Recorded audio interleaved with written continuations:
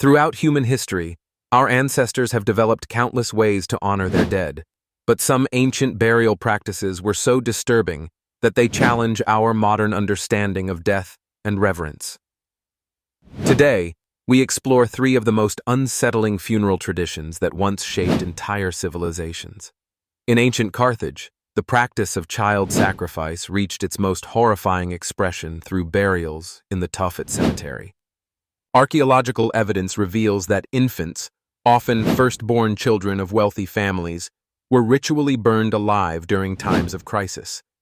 These tiny victims were then buried in sacred urns, their remains mixed with those of small animals.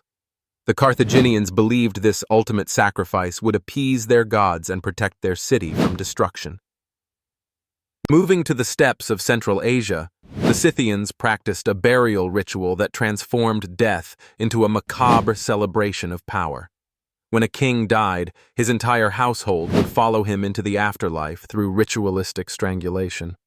Servants, concubines, horses, and even the royal cook were systematically killed and arranged around the deceased ruler's tomb.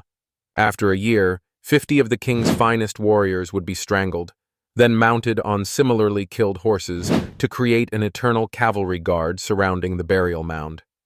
Perhaps most disturbing of all was the Druze practice of live burial in ancient Britain.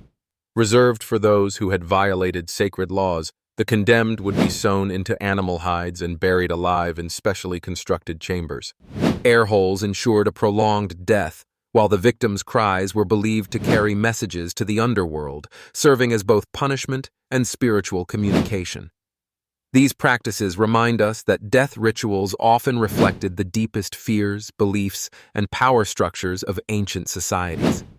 While we may find these customs horrifying today, they provided meaning and order to civilizations grappling with mortality's ultimate mystery.